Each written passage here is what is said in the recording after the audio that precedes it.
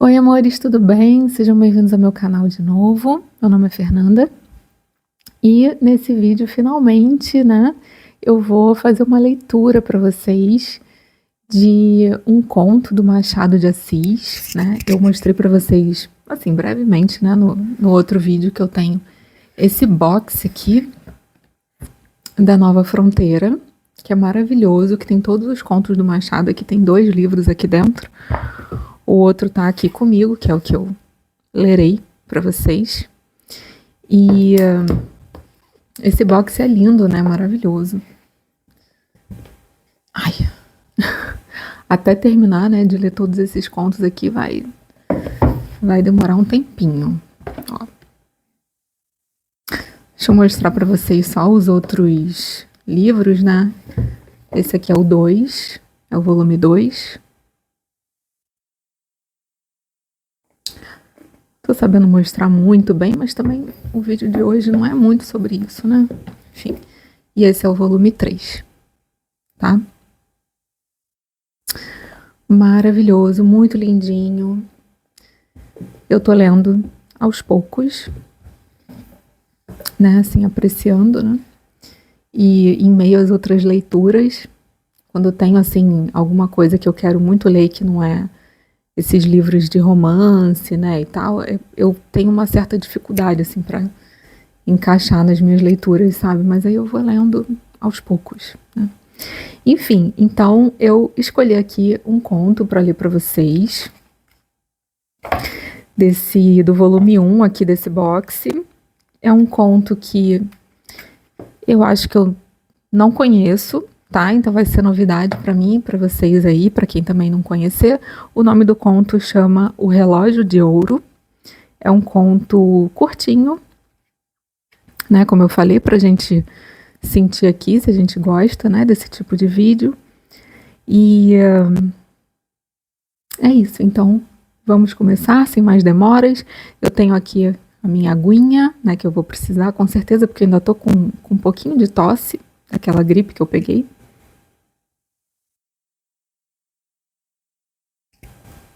Então, boa leitura para vocês, boa leitura para mim. Encontrem aí um cantinho bem aconchegante para vocês ouvirem essa história. E vamos lá, vamos começar, né? O Relógio de Ouro, de Machado de Assis. Agora contarei a história do relógio de ouro. Era um grande cronômetro, inteiramente novo, preso a uma elegante cadeia. Luís Negreiros tinha muita razão em ficar boquiaberto quando viu o relógio em casa, um relógio que não era dele, nem podia ser de sua mulher. Seria ilusão dos seus olhos? Não era. O relógio ali estava sobre uma mesa de alcova, a olhar para ele, talvez tão espantado como ele, do lugar e da situação. Clarinha não estava na alcova quando Luís Negreiros ali entrou. Deixou-se ficar na sala a folhear um romance, sem corresponder muito, nem pouco, ao ósculo com que o marido a cumprimentou logo à entrada. Eu não sei o que é ósculo, mas eu imagino que seja um cumprimento, né? Era uma moça bonita, era uma bonita moça, essa Clarinha, ainda que um tanto pálida, ou por isso mesmo. Era pequena e delgada, de longe parecia uma criança. De perto, quem lhe examinasse os olhos, veria bem que era mulher como poucas. Estava molemente reclinada no sofá, com o livro aberto e os olhos no livro, os olhos apenas, porque o pensamento não tenho certeza se estava no livro, se em outra parte. Em todo caso, parecia alheia ao marido e ao relógio. Luís Negreiros lançou mão do relógio com uma expressão que eu não me atrevo a descrever. Nem o relógio, nem a corrente eram dele, também não eram de pessoas suas conhecidas. Eu estou aqui imaginando de quem será esse relógio, né? Enfim, tratava-se de uma charada. Luís Negreiros gostava de charadas e passava por ser decifrador intrépido. Mas gostava de charadas nas folhinhas ou nos jornais. Charadas palpáveis ou cronométricas e, sobretudo, sem conceito. Não as apreciava Luís Negreiros. Por esse motivo e outros que são óbvios, compreenderá o leitor que o esposo de Clarinha se atirasse sobre uma cadeira, puxasse raivosamente os cabelos, batesse com o pé no chão e lançasse o relógio e a corrente para cima da mesa. Terminada essa primeira manifestação de furor, Luís Negreiros pegou de novo nos fatais objetos e de novo os examinou. Ficou na mesma. Cruzou os braços durante algum tempo e refletiu sobre o caso. Interrogou todas as suas recordações e concluiu no fim de tudo que, sem uma explicação de Clarinha, qualquer procedimento fora baldado ou precipitado. Foi ter com ela.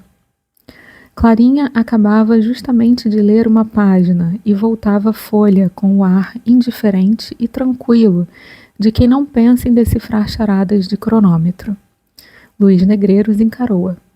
Seus olhos pareciam 2 reluzentes punhais.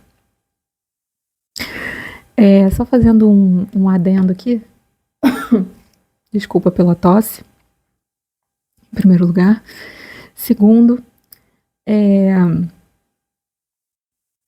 claramente, para quem não conhece muito Machado, né? Claramente aqui a gente vai ler um texto que tem expressões, palavras, enfim, antigas que não são mais usadas, né? Então, o que eu recomendo para vocês é que vocês não se apeguem muito nessas coisas, que vocês procurem entender o contexto, né? Porque se a gente for parar, isso é uma coisa que eu acho bem ruim, né? Ficar toda hora parando para olhar no dicionário. Eu até tenho um dicionário aqui. Eu tô gravando com o celular, então eu não tenho muito como entrar na internet, né, para pesquisar. Mas se a gente, né, se aparecer aqui alguma palavra que realmente vá dificultar o entendimento, né, aí eu vou pegar o dicionário de papel, e para entender. Mas fora isso, eu recomendo que vocês sigam em frente, confiem na interpretação de vocês. Eu acho que isso é muito importante, tá, na hora de ler textos antigos. Confia que você consegue compreender, tá? Vai ter coisa que você não vai compreender e aí olha ali no dicionário. Mas a maior parte dá sim, você consegue compreender, tá? Confia na sua capacidade, na sua inteligência. Acho que isso é um bom conselho, assim, porque para mim foi importante isso, sabe? A gente às vezes fica com medo, né, de não entender. Aí a própria descrença, né, de que você vai entender já dificulta mesmo, né? Então, enfim, fecha parênteses. Continuando, estou aqui belíssima de óculos, né? Assim, essa pequena novidade aqui no canal. Então, continuando. Então ele foi lá falar com ela, né? Luís Negreiros encarou-a. Seus olhos pareciam 2 reluzentes punhais. Que tens? Perguntou a moça com a voz doce e meiga que toda a gente concordava em lhe achar. Luís Negreiros não respondeu à interrogação da mulher. Olhou algum tempo para ela, depois deu 2 voltas na sala, passando a mão pelos cabelos, por modo que a moça de novo lhe perguntou. Que tens? Luís Negreiros parou defronte dela. Que é isto? Disse ele, tirando do bolso o fatal relógio e apresentando-lhe diante dos olhos. Que é isto? Repetiu ele com voz de trovão. Clarinha mordeu os beiços e não respondeu. Luís Negreiros esteve algum tempo com o relógio na mão e os olhos na mulher, a qual tinha os seus olhos no livro. O silêncio era profundo. Luís Negreiros foi o primeiro que o rompeu, atirando estrepitosamente o relógio ao chão e dizendo em seguida à esposa: Vamos! De quem é aquele relógio? Clarinha ergueu lentamente os olhos para ele, abaixou-os depois e murmurou: Não sei. Luís Negreiros fez um gesto como de quem queria esganá-la. Conteve-se. A mulher levantou-se, apanhou o relógio e pô-lo sobre uma mesa pequena. Não se pôde conter Luís Negreiros. Caminhou para ela e, segurando-lhe nos pulsos com força, lhe disse: Não me responderás, demônio? Não me explicarás esse enigma? Clarinha fez um gesto de dor e Luís Negreiros imediatamente lhe soltou os pulsos que estavam arroxados. Noutras circunstâncias, é provável que Luís Negreiros lhe caísse aos pés e pedisse perdão de a haver machucado. Naquela, nem se lembrou disso. Deixou-a no meio da sala e entrou a passear de novo, sempre agitado, parando de quando em quando, como se meditasse algum desfecho trágico. Clarinha saiu da sala. Pouco depois veio um escravo dizer que o jantar estava na mesa. Onde está a senhora? Não sei, não, senhor. Luís Negreiros foi procurar a mulher. Achou-a numa saleta de costura, sentada numa cadeira baixa, com a cabeça nas mãos, a soluçar. Ao ruído que ele fez na ocasião de fechar a porta atrás de si, Clarinha levantou a cabeça e Luís Negreiros pôde ver-lhe as faces úmidas de lágrimas. Esta situação foi ainda pior para ele que a da sala. Luís Negreiros não podia ver chorar uma mulher, sobretudo a dele. Ia enxugar-lhe as lágrimas com um beijo, mas reprimiu o gesto e caminhou frio para ela. Puxou uma cadeira e sentou-se em frente de Clarinha.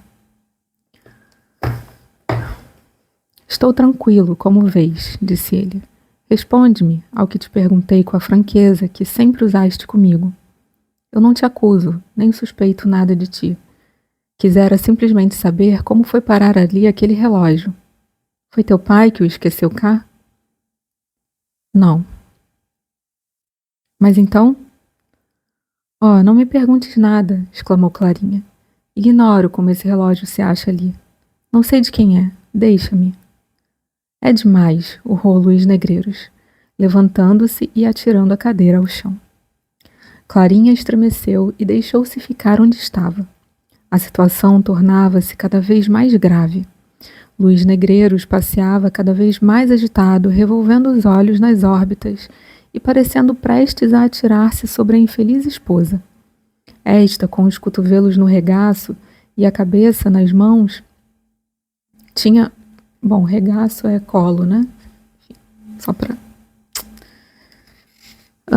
Esta, com os cotovelos no regaço e a cabeça nas mãos, tinha os olhos encravados na parede. Correu assim cerca de um quarto de hora. Luís Negreiros ia de novo interrogar a esposa quando ouviu a voz do sogro que subia as escadas, gritando: Ó seu Luís, ó seu malandrinho! Aí vem teu pai, disse Luís Negreiros, logo me pagarás. Saiu da sala de costura e foi receber o sogro, que já estava no meio da sala, fazendo viravoltas com o chapéu de sol, com grande risco das jarras e do candelabro. Vocês estavam dormindo? Perguntou o Sr. Meireles, tirando o chapéu e limpando a testa com um grande lenço encarnado. Não, senhor, estávamos conversando. Conversando? Repetiu Meireles e acrescentou consigo. Estavam de arrufos, é o que há de ser. Vamos justamente jantar, disse Luís Negreiros. Janta conosco? Não vim cá para outra coisa, acudiu Meireles. Janto hoje e amanhã também. Não me convidaste, mas é o mesmo. Não o convidei? Sim. Não fazes anos amanhã? Ah, é verdade. Então, tem aí uma celebração de aniversário do Luís Negreiros. Né? Não havia razão aparente para que, depois dessas palavras ditas com um tom lúgubre, Luís Negreiros repetisse, mas dessa vez com um tom descomunalmente alegre. Ah, é verdade. Meireles, que já ia pôr o chapéu num cabide do corredor, voltou-se espantado para o genro, em cujo rosto leu a mais franca, súbita e inexplicável alegria. Está maluco? Disse baixinho Meireles. Está maluco. Vamos jantar, bradou o genro, indo logo para dentro, enquanto Meireles, seguindo pelo corredor, ia ter a sala de jantar. Luís Negreiros foi ter com a mulher na sala de costura e achou-a de pé, compondo os cabelos diante de um espelho. Obrigado, disse. A moça olhou para ele admirada. Obrigado, repetiu Luís Negreiros. Obrigado e perdoa-me. Dizendo isto, procurou Luís Negreiros abraçá-la, mas a moça, com um gesto nobre, repetiu o afago do marido e foi para a sala de jantar. Tem razão, murmurou Luís Negreiros. Daí a pouco, achavam-se todos três à mesa do jantar. Essa parte aqui de obrigado, tem razão, eu não estou entendendo muito bem, não.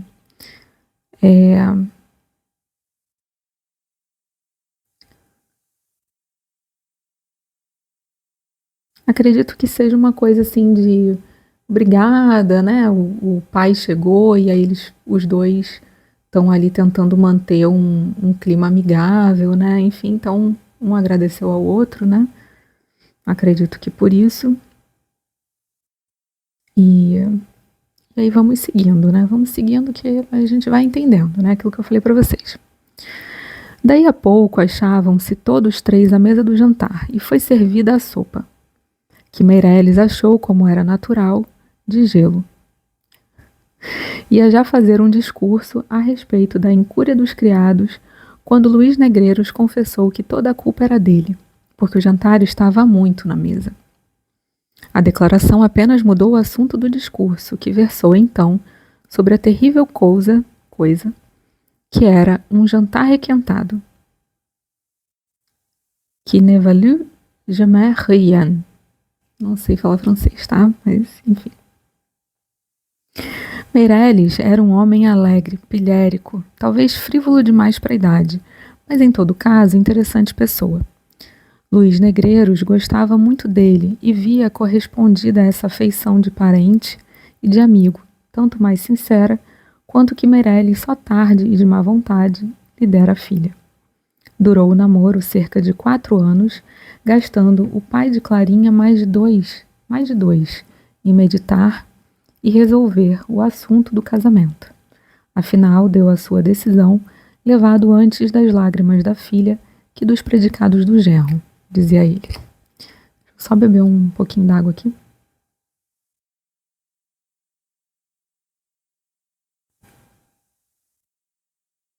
A causa da longa hesitação eram os costumes pouco austeros de Luís Negreiros.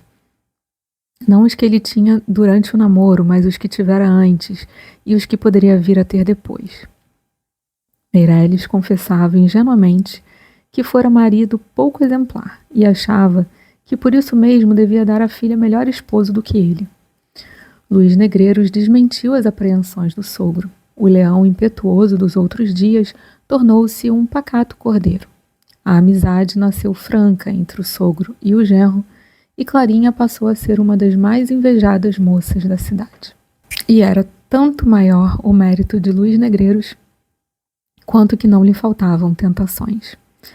O diabo metia-se às vezes na pele de um amigo e ia convidá-lo a uma recordação dos antigos tempos, mas Luís Negreiros dizia que se recolhera a bom porto e não queria arriscar-se outra vez às tormentas do alto mar. Clarinha amava eternamente o marido e era a mais dócil e afável criatura que por aqueles tempos respirava o ar fluminense. Nunca entre ambos se dera o menor arrufo. A limpidez do céu conjugal era sempre a mesma e parecia vir a ser duradoura. Que mau destino lhe soprou ali a primeira nuvem. Durante o jantar, Clarinha não disse palavra, ou poucas dissera, ainda assim as mais breves e em tom seco. Estão de arrufo, não há dúvida, pensou Meireles ao ver a pertinaz mudez da filha. Ou a arrufada é só ela, porque ele parece-me lépido. Luís Negreiros efetivamente desfazia-se todo em agrados, mimos e cortesias com a mulher, que nem sequer olhava em cheio para ele. O marido já dava o sogro a todos os diabos, desejoso de ficar a sós com a esposa, para a explicação última, que reconciliaria os ânimos. Clarinha não parecia desejá-lo. Comeu pouco e 2 ou 3 vezes soltou-se-lhe do peito um suspiro. Já se vê que o jantar, por maiores que fossem os esforços, não podia ser como nos outros dias. Meireles, sobretudo, achava-se acanhado, Não era que receasse algum grande acontecimento em casa. Sua ideia é que sem arrufos não se aprecia a felicidade, como sem tempestade não se aprecia o bom tempo. Contudo, a tristeza da filha sempre lhe punha água na fervura. Quando veio o café, Meireles propôs que fossem todos três ao teatro. Luís Negreiros aceitou a ideia com entusiasmo. Clarinha recusou secamente. Não te entendo hoje, Clarinha, disse o pai com um modo impaciente. Teu marido está alegre, e tu parece-me abatida e preocupada. Que tens?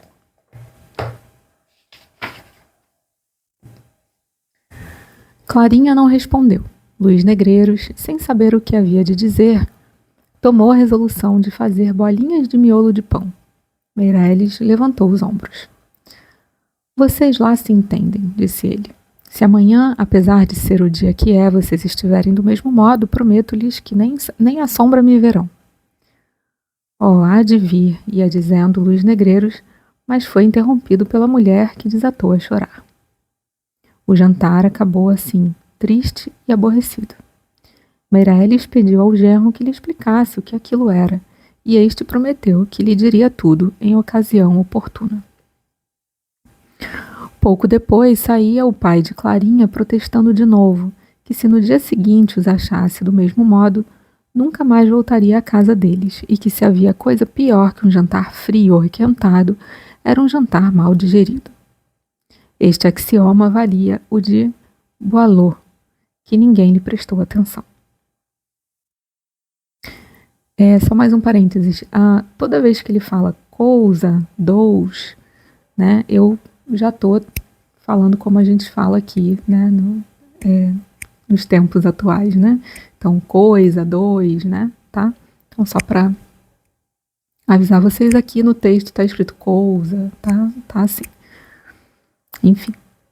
Clarinha fora para o quarto. O marido apenas se despediu do sogro, foi ter com ela. Achou-a sentada na cama, com a cabeça sobre uma almofada e soluçando. Luís Negreiros ajoelhou-se diante dela e pegou-lhe numa das mãos. Clarinha, disse ele, perdoa-me tudo. Já tenho a explicação do relógio. Se teu pai não me fala em vir jantar amanhã, eu não era capaz de adivinhar que o relógio era um presente de anos que tu me fazias. Não me atrevo a descrever o soberbo gesto de indignação com que a moça se pôs de pé quando ouviu estas palavras do marido. Luís Negreiros olhou para ela sem compreender nada. A moça não tinha uma nem duas, saiu do quarto e deixou o infeliz consorte mais admirado que nunca. Mas que enigma é este? Perguntava a si mesmo Luís Negreiros. Se não era um mimo de anos, que explicação pode ter o tal relógio? A situação era a mesma que antes do jantar. Luís Negreiros assentou de descobrir tudo naquela noite. Achou, entretanto, que era conveniente refletir maduramente no caso e assentar numa resolução que fosse decisiva. Com este propósito, recolheu-se ao seu gabinete e ali recordou tudo o que se havia passado desde que chegara à casa. Pesou friamente todas as razões, todos os incidentes e buscou reproduzir na memória a expressão do rosto da moça em toda aquela tarde. O gesto de indignação e a repulsa quando ele a foi abraçar na sala de costura, eram a favor dela. Mas o movimento com que mordera os lábios no momento em que ele lhe apresentou o relógio, as lágrimas que lhe rebentaram a mesa, e mais que tudo o silêncio que ela conservava a respeito da procedência do fatal objeto, tudo isso falava contra a moça. Luís Negreiros, depois de muito cogitar, inclinou-se à mais triste e deplorável das hipóteses. Uma ideia má começou a enterrar-se-lhe no espírito, à maneira de verruma, e tão fundo penetrou que se apoderou dele em poucos instantes. Luís Negreiros era homem assomado quando a ocasião o pedia. Proferiu 2 ou 3 ameaças, saiu do gabinete e foi ter com a mulher. Clarinha recolhera-se de novo ao quarto. A porta estava apenas cerrada. Eram 9 horas da noite. Uma pequena lamparina alumiava escassamente o aposento. A moça estava outra vez assentada na cama, mas já não chorava. Tinha os olhos fitos no chão. Nem os levantou quando sentiu entrar o marido. Houve um momento de silêncio. Vou beber uma aguinha. Peraí.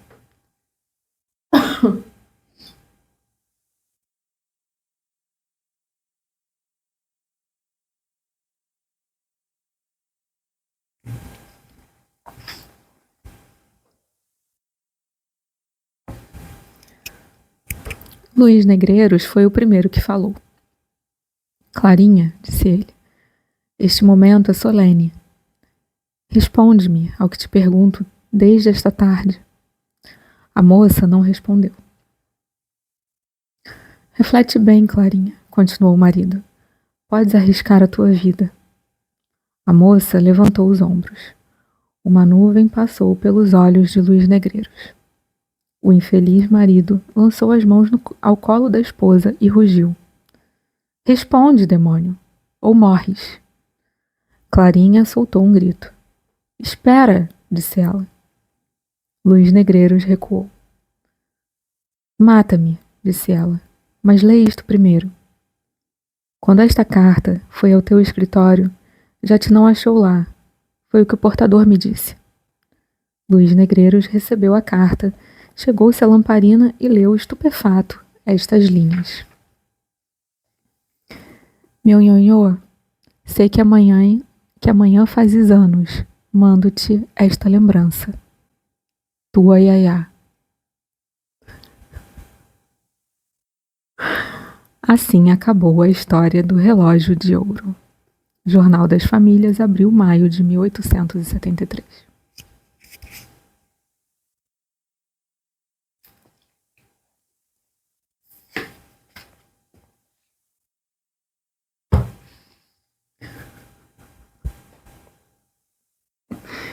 E aí, gente, o que vocês acharam? Eu ainda tô um pouco, assim, chocada com esse final, né?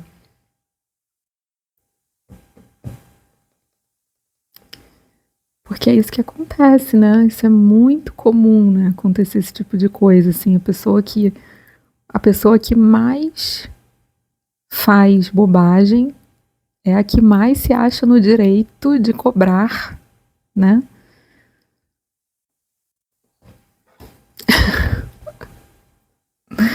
Por isso que o Machado é incrível, né? Porque ele consegue...